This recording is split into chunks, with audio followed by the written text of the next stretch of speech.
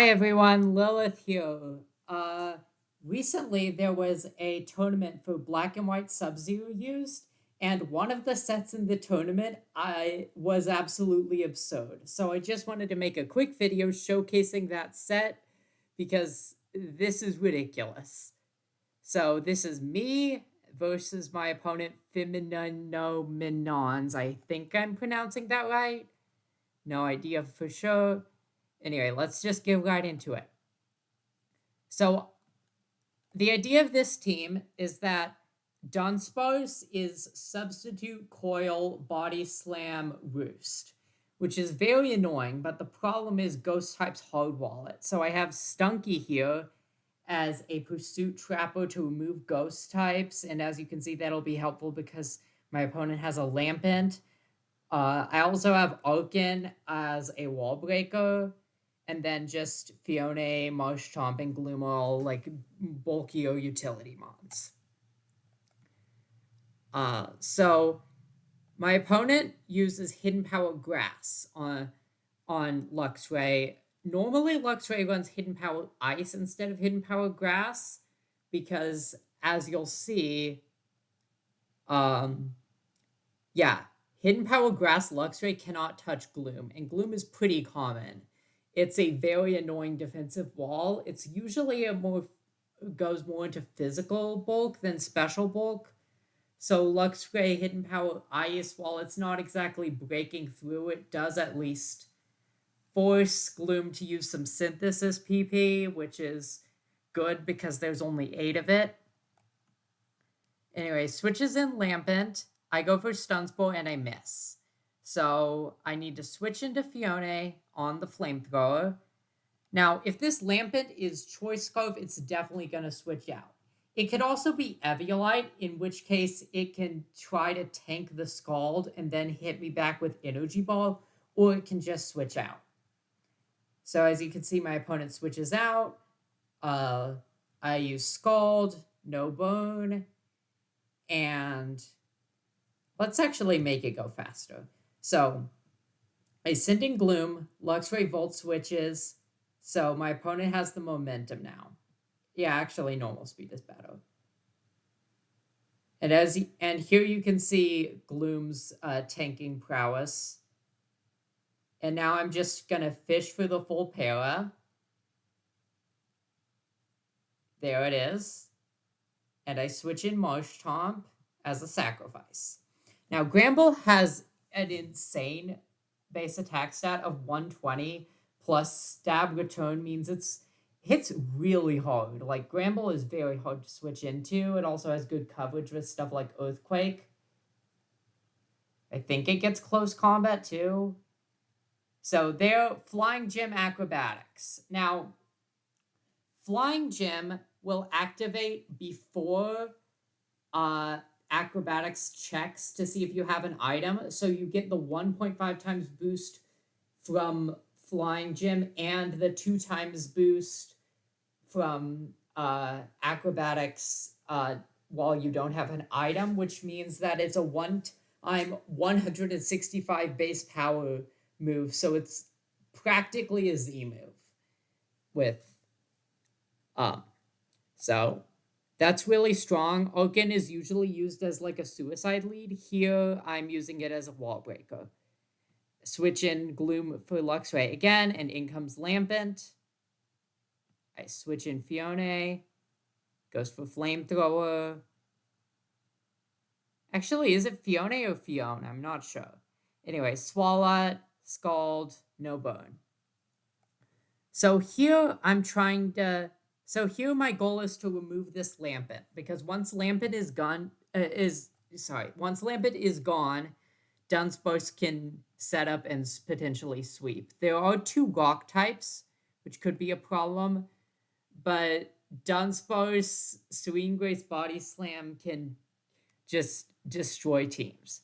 So my goal... So every time Lampent switches in, it takes damage from the Stealth Gawks, so it can come in 2 more times, and then it's gone, or I can pursue it with Stunky if I get the chance. So Here I get a bone, and it turns out this Swalot is a physical attacker, so that bone is very helpful. I just Scald again. Gunk Shot misses. And yeah, and miss again. So already we're seeing some pretty absurd luck. Uh, Here comes Luxray. So I switch in Gloom, Volt Switch, and in comes Lampent. And Lampent can come in one more time. Switch in Fiona, but Pain Split. And that's a problem, because now Lampent is near full health. It can come in more times. That's bad. And then Energy Ball. So that's really bad. However, if I sacrifice my Fiona, I can Pursuit Trap the Lampent with Stunky, because it's confirmed to not be Choice Scarf, so Stunky's faster. Stunky is also holding a black glasses, which guarantees the kill on Eviolite Lampent as it switches out. However, that's not going to matter because this Lampent's at 24%. So Pursuit, there. And Lampent's gone. In comes Pupitar. And I'm Memento. So that allows me to bring in Dunsparce safely, because it's at lowered attack. And so I'm going to want to set up a substitute here. Or, sorry, I'm going to want to coil here, apparently. Okay, and then substitute, and as you can see, Corsola can't break the substitute. So now, let the setup begin. Coil. So I'm just going to alternate between, we can go a bit faster here. I'm going to alternate between substitute and coil. And I'm going to roost occasionally to keep my health up. You'll see somewhere here I make a mistake. Let's see, it's not there. Let's see, crit.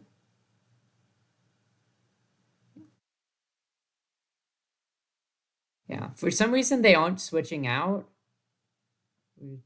Is weird, because I think the other two Pokemon, well, Pupitar probably can't with how high my defense is now, but Luxray could probably break this up in one hit.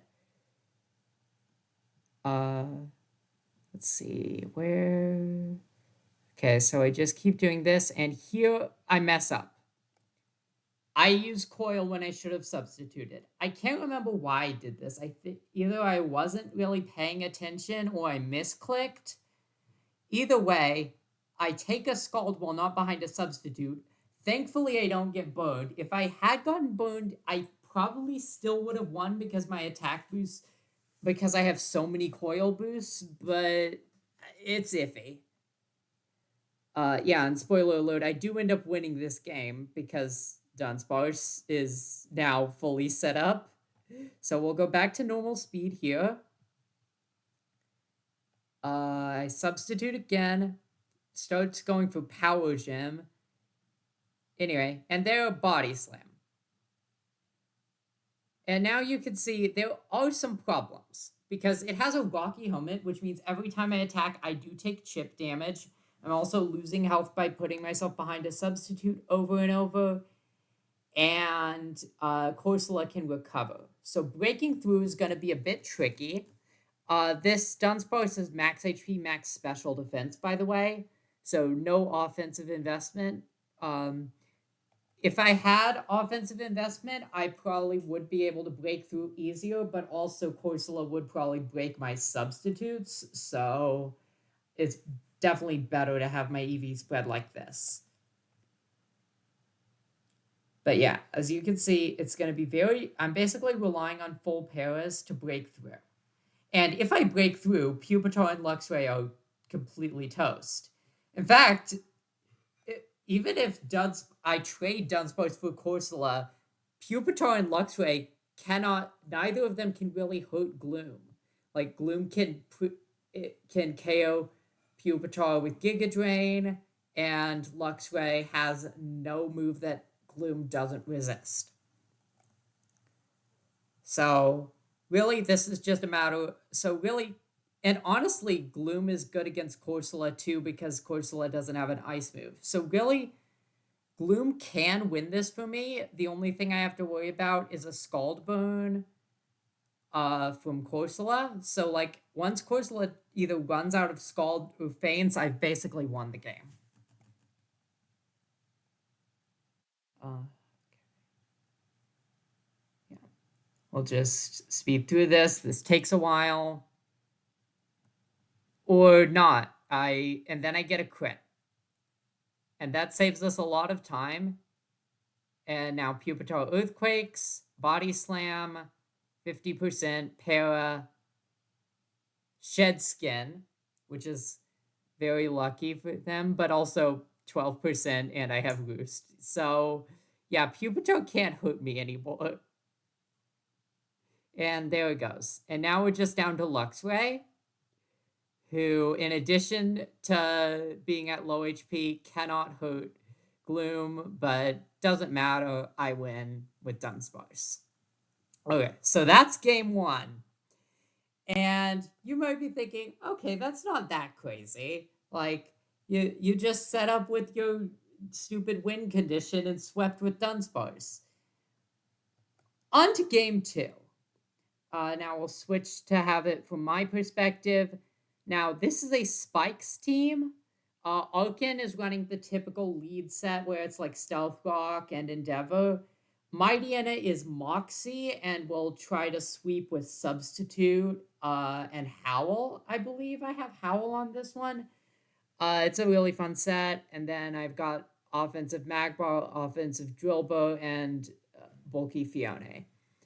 And right away, my opponent's team just looks pretty balanced all around, although you will see Unpheasant. You see, Furo recently got banned from Black and White SU. And it's unclear what will really fill Furo's role as like the fast normal type wall breaker. We're seeing more Lopunny. We're seeing there's people are like invested in Pidgeot. But this is the first time I saw Unpheasant. Now, Unpheasant has a lot of attack and its speed is pretty good. The problem is it has basically no move pool. It doesn't have any coverage. It has no good flying stab. The best it has is Aerial Ace. So basically all it does is click return and click U-turn. However, it's very good at clicking return and U-turn. So I mean, you'll see Unpheasant in action here immediately because they lead Unpheasant, switch into Fione, I Stealth Rock, I Stone Edge, Scald, Sash, and Endeavor to bring it down to 1 HP, and U-turn. So now, as you'll see, my opponent does not have any hazard removal. Stealth Rocks are up, and their Fione is at 1 HP. Fione's dead. So I traded a suicide lead for a defensive wall. I'm feeling pretty good about that trade. So I bring in Drillbur, and that happens. So as you see, I say I may be a bit dumb because I don't know. I don't know why I sent a Drillbur. But anyway. And then crit return. And it turns out that crit didn't matter. This thing, yeah, I say this thing just destroys my team. There's my and yeah, this is stupid. I killed the Unpheasant, but like what am I gonna do here? Yeah, I'm down to just my Spike, and yeah, this is so incredibly over. It's not even funny. But hey, at least I poisoned the Magmar. Okay, so now it's 1-1. Final game. So you see my opponent has an Unpheasant again, which I'm scared of. And this time, I'm trying to sweep with a Clamperl. Now, Clamperl has pretty bad stats. However, Deep Sea Tooth doubles its special attack, and then it has Shell Smash. So if you give it the chance to destroy your team, it will. However, it's pretty vulnerable to faster Pokemon because it's really slow.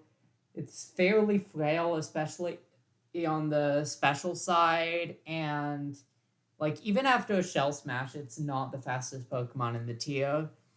And then Priority also just destroys it. So here we go.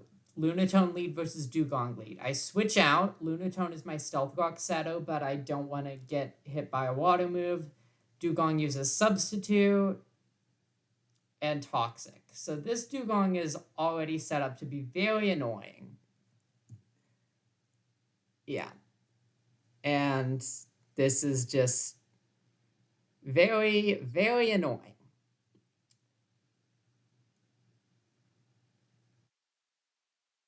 And okay. Yeah, so basically Dugong just stalls me out.